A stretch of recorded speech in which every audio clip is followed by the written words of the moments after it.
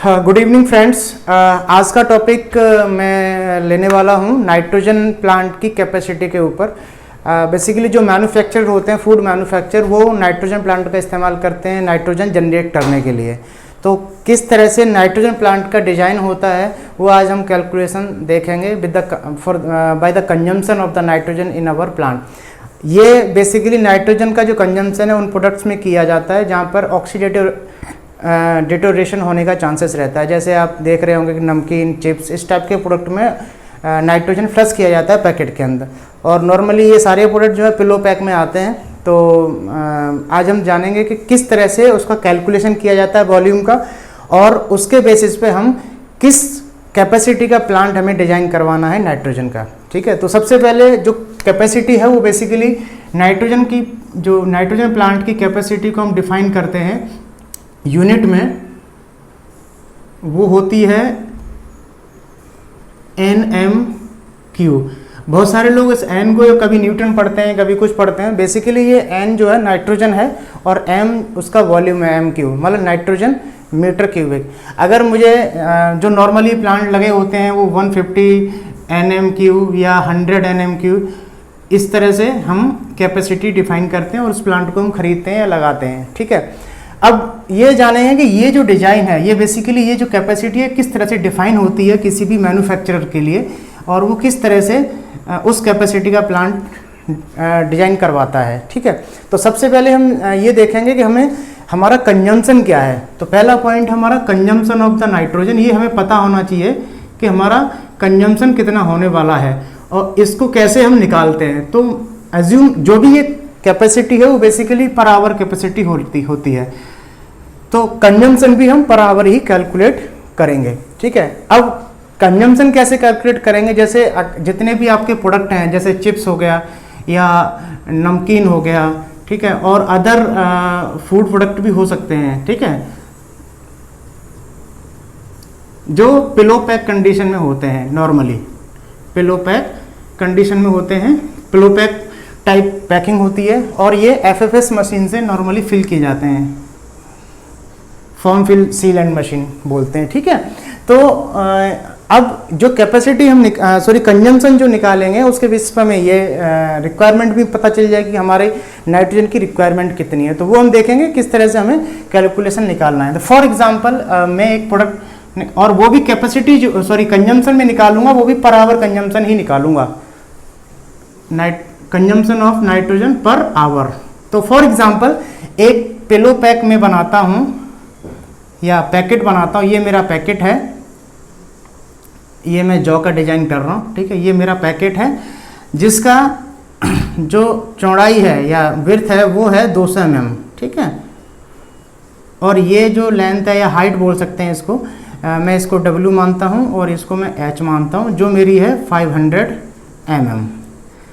अब डिपेंड करेगा कि अगर आप प्लांट का कैपेसिटी मीटर क्यूबिक में निकाल रहे हैं तो वॉल्यूम भी आपको मीटर क्यूबिक में ही निकालना है, तो ज़्यादा बेटर होगा। अगर आप मीटर क्यूबिक में नहीं निकालते हैं वॉल्यूम, तो आपको बाद में कन्वर्ट करना पड़ेगा। तो बेटर है कि आप यहीं पे इस पैकेट का जो लेंथ और विड्थ है उसको पहले ही आप मीटर में कैलकुलेट कर लें। तो मैं इसको बोल देता हूँ 0.5 मीटर और इसको बोल देता हूँ 0.2 मीटर। ठीक है, तो दो चीज़ें हमें इस पैकेट की पता चल गई। लेंथ कितना है, हाइट कितना है, हाइट है 0.5 मीटर और विड्थ है